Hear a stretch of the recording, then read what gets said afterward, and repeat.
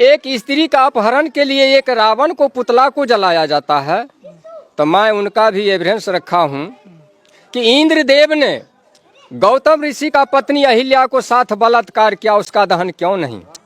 राजा पांडु ने माधुरी के साथ बलात्कार किया, उसका दहन क्यों नहीं? ऋषि पाराशर ने केवट के बेटी सतवती को भगा कर ले गया और उसके साथ बलात्कार किया, उसका दहन क्यों नहीं? बृहस्पति के पत्नी तारा को बनवंती चंद्र ने अपहरण कर बलात्कार किया, उसका दहन क्यों नहीं? ब्रह्मा ने अपना पुत्री सरस्वती के साथ बलात्कार किया, उससे बेटी पैदा किया, उसका दहन क्यों नहीं? और इतना ही नहीं, राजा नरक के रानियां के साथ में कृष्ण ने जबरदस्ती दुर्व्यवहार किया, उसका दहन क्यों नहीं? और स्वयं के बहन सबोदरा के साथ कृष्ण ने जबरदस्ती दुर्व्यवहार किया, उसका भी तो दहन होना चाहिए। अब सोचिएगा, राधा और कृष्ण का रिश्ता क्या है? उनके धर्म शास्त्र ग्रंथ के अनुसार राधा कृष्ण का मामी है।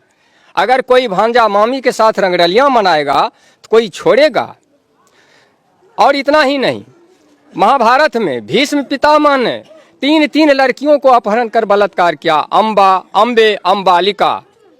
और इतना ही नहीं, रामचरितमानस के सुंदर कांड के पृष्ठ नंबर 58 पन्ना उलट करके अभी देख लीजिए, ये क्यों लिखा? ढोल गमार शूद्र पशु नारी सकल तारिना के अधिकारी, क्यों लिखा? मनोकामना पूरी होगी ऐसे कहते जनता को, और घंटी बजा बजा करके ठगते रहता जनता को कि 22 वेद पुराण भारत में कहां से आए? क्या ऊपर से आसमान ने टपकाए? नहीं गिरे वेद पुराण अमेरिका रूस जापान में, और वेद पुराण टपके इस भारत में तो ये अंटीना वाले को मकान में। कि वीरों के वीर हनुमान यहाँ फिर स्वर्ण पदक के लाले क्यों? कि धन का देवी लक्ष्मी यहाँ फिर भूखी नंगी जनता क्यों? और ज्ञान का देवी सरस्वती फिर अनपढ़ जाहिल जनता क्यों? इन मनोवादियों ने हमारे 85% मूल निवासी भाइयों को भरमाया है। अरे अब तो समझ जाओ, हमारे अकल पर पड़ गया ताला है। 85% मूल निवासी भाइयों, अरे इन पत्थरों के मूर्तों से सर टकराते टकराते मर जाओगे, लेकिन इस समस्या से निजात कभी नहीं पा सकते हो।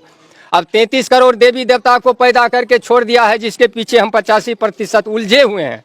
हम असली बात को समझ नहीं रहे हैं, हम बर्बाद हैं, हम उजड़ रहे हैं, लेकिन असली बात को हम समझ नहीं रहे हैं। छोटा सा एक दोहा के तौर में आपको समझाना चाहूँगा।